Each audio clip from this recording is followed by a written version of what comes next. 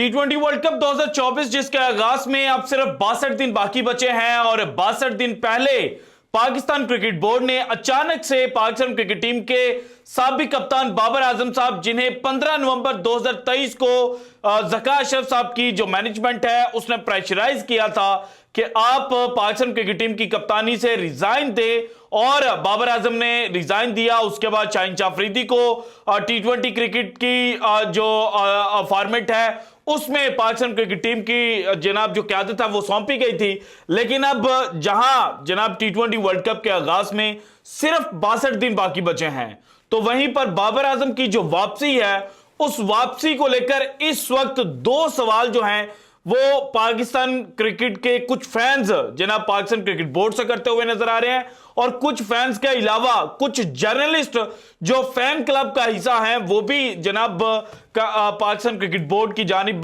कुछ बॉल जो हैं वो फेंकते हुए ये कह रहे हैं कि जनाब इन्ना लिल्लाहि व इन्ना इलैहि राजिऊन, पाकिस्तान T20 वर्ल्ड कप 2024 हार चुका है। और ये किस सहाफी ने जनाब ट्वीट किया या आप मुझसे बेहतर जानते होंगे।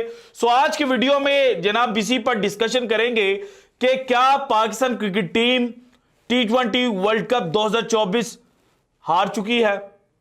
नंबर 2, बाबर आजम को कप्तानी क्यों मिली। नंबर 3, क्या पाकिस्तान क्रिकेट टीम मुत्तहिद रह सकेगी, क्या पाकिस्तान क्रिकेट टीम के अंदर बगावत फूटेगी। सो वन बाय वन जनाब सारी डिटेल्स मैंने आपके साथ शेयर करनी है। सबसे पहले देखा जाए तो शुएब जट साहब की बात अगर कर ली जाए, जट साहब ने बड़ा अच्छा ट्वीट किया कि इन्ना लिल्लाहि व इन्ना इलैहि राजिऊन, पाकिस्तान की तारीख का आज स्याह तरीन दिन।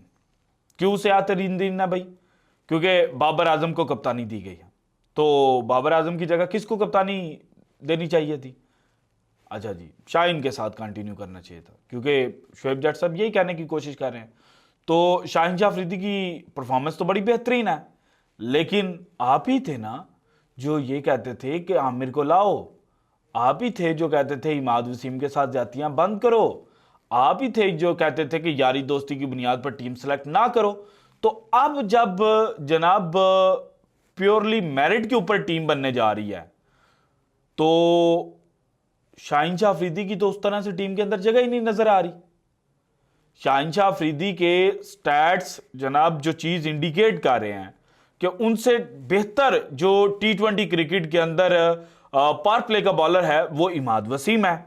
और जो conditions USA and West Indies के अंदर मिलनी है, यूएसए को एक साइड पे रख दिया जाए कि उनके बारे में आपको इल्म नहीं है, लेकिन वेस्ट इंडीज की जो कंडीशंस हैं उनमें तो जनाब इमाद वसीम भी आपके लिए पावर प्ले के अंदर ओवर फेंक सकता है, मोहम्मद आमिर भी पावर प्ले के अंदर ओवर फेंकेगा, देन नसीम शाह भी पावर प्ले के अंदर फेंकेगा। तो फिर आपके जो शाहीन शाह अफरीदी साहब हैं उनकी तो टीम के अंदर जगह ही नहीं बनती। तो इस सिनेरियो में तो पाकिस्तान क्रिकेट बोर्ड ने एक अच्छा फैसला किया है कि जनाब उस खिलाड़ी को पाकिस्तान क्रिकेट टीम की क़यादत मिली है जो 100% मेरिट के ऊपर टीम का हिस्सा होगा। या फिर आप ये चाहते थे कि जनाब बाबर आजम को छोड़कर बाकी जिस मर्जी को बना दिया जाए। अगर PSL विनिंग कप्तान शादाब को बना दिया जाता तो फिर आपका जो जनाब रोना है वो शुरू हो जाना था, और शादाब के खिलाफ भी जिस तरह से आप चीज़ों को मैनिपुलेट करके प्रेजेंट करते हैं तो वो भी किसी से ढकी छुपी नहीं है। तो जट साहब किसी हाल में तो खुश रहें, हम भी जाटी हैं, लेकिन बंदे को थोड़ा सा ना स्टांस वाला होना चाहिए, थोड़ा सा अपने पाँव के ऊपर ना खड़ा होना चाहिए। जो बात कर दी है बस कर दिया यार, तो उस बात के ऊपर खड़े हूं और बुग़्ज़े बाबर के अंदर ना डूबे। आपकी जो जनाब वीडियोस हैं, जो आपके ट्वीट्स हैं, उनसे तो ये सेंस आती है कि जनाब आप बुग़्ज़े बाबर के अंदर डूबे हुए हैं। और इसके अलावा सरदार औरंगजेब साहब ने आपसे उबर ईट्स का पूछा तो मुझे लगा कि शायद पता नहीं क्या बात करने की कोशिश कर रहे हैं, तो बाद में कहीं से थोड़ा सा हिंट मिला कि आप ज़का अशरफ साहब के साथ ऑस्ट्रेलिया गए थे शायद, वहाँ पे पाकिस्तान जब टेस्ट सीरीज खेलने के लिए गया तो वापस ही नहीं आए। तो ये क्या सीन है, ये भी तो ज़रा बता दे पाकिस्तान के क्रिकेट फैंस को कि क्या वो भी तारीख का स्याह तरीन दिन था जब एक जर्नलिस्ट जनाब मजबूर हुआ पाकिस्तान से मूव आउट करने पर। तो उसके पीछे की कहानी क्या है ज़रा वो भी बता दें। अब आते हैं जनाब जो बाबर आजम को कप्तानी मिली है, कादिर ख्वाजा साहब ने ट्वीट की और ये वही ट्वीट है जो पिछले चंद दिनों से विद फैक्ट्स मैं आपके साथ शेयर कर रहा हूं। कादिर ख्वाजा साहब चूंकि एक बड़े जर्नलिस्ट हैं, आप उनकी बात को ज्यादा जो वेट है वो देते हैं, लेकिन आप मेरी पिछले 2 से 3 दिन की वीडियोस निकाल कर देखें, उसमें जो स्टैट्स मैंने प्रोवाइड किए थे उसमें मैंने ये कहा था कि जनाब शाहीन शाह अफरीदी आपके जो प्लेइंग 11 है उसके अंदर जगह बनाने में कई मैचेस के अंदर नाकाम हो सकता है। सो इसी वजह से पाकिस्तान क्रिकेट बोर्ड और जो सिलेक्शन कमेटी है वो ये चाहती थी कि बाबर आजम जो है वो पाकिस्तान क्रिकेट टीम के कप्तान बने। सो जनाब जो कादिर ख्वाजा की ट्वीट है ना, इस ट्वीट को पढ़ के मैं आपको बता देता हूं।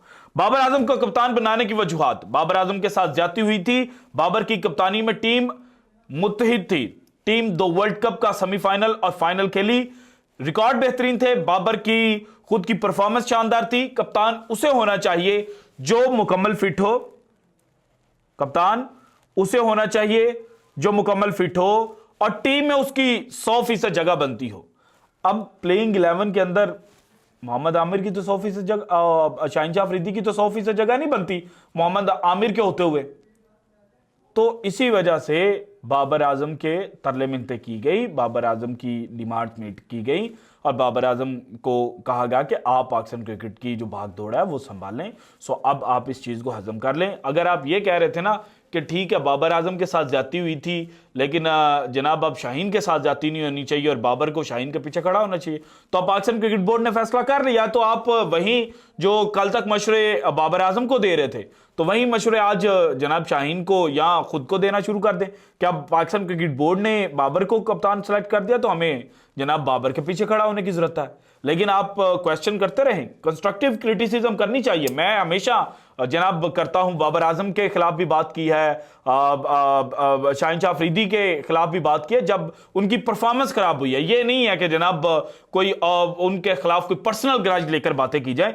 शाहीन शाह अफरीदी ने पाकिस्तान की जो फास्ट बॉलिंग लाइनअप है उसको संभाला था और पाकिस्तान ने गधे की तरह शाहीन शाह अफरीदी को इस्तेमाल किया था। अगर शाहीन शाह अफरीदी को उस वक्त जनाब गधे की तरह इस्तेमाल ना किया जाता कि उसके वर्कलोड का ख्याल ही नहीं रखा गया तो शाहीन शाह अफरीदी ना 2022 में इंजर्ड होते और ना 2022 के बाद शाहीन शाह अफरीदी को जनाब जिस तरह से इतना तेज कमबैक करवाया गया तो वो ना करवाया जाता और शाहीन शाह अफरीदी मुकम्मल रिहैब करके कमबैक करते तो शाहीन शाह अफरीदी आज भी पावर प्ले के अंदर उतने ही खतरनाक बॉलर होते और उतनी ही जनाब जो पाकिस्तान के खिलाफ खेलने वाली टीमों की ओपनर्स की जो टांगे हैं वो कांप रही होती जितनी 2021 के वर्ल्ड कप में रोहित शर्मा, केएल राहुल की कांप रही थी या जनाब एरन फिंच की कांप रही थी।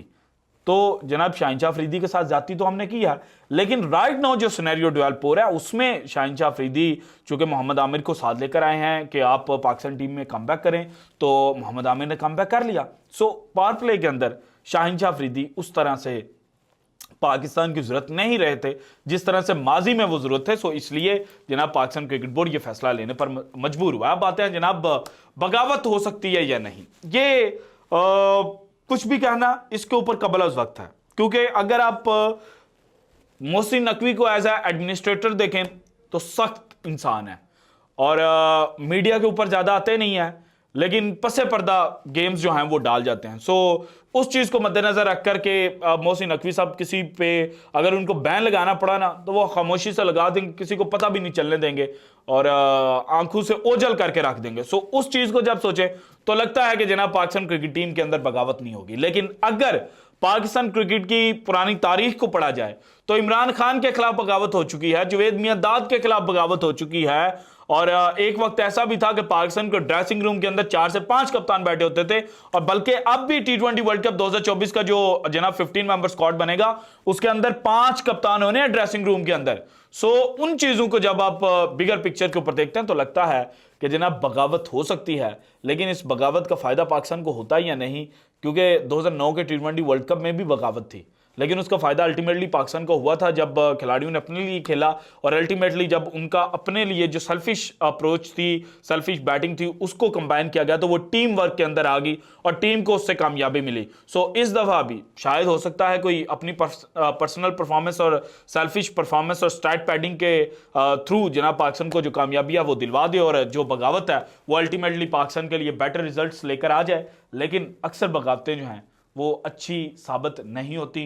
सो इसीलिए डर भी लग रहा है कि जनाब ये जो कप्तानी तब्दील हुई है 62 दिन पहले, ये जनाब कहीं पाकिस्तान क्रिकेट को आगे बढ़ाने के बजाय जमीन बोस ना कर दे। So this is it from today's episode. अगर आपको वीडियो पसंद है तो लाइक कीजिएगा, ज़्यादा से ज़्यादा शेयर कीजिएगा, अपनी कीमती राय का इजहार लाजमी कीजिएगा, और अगर आपने अभी तक चैनल को सब्सक्राइब नहीं किया तो कर दें। शुक्रिया, अल्लाह हाफिज़।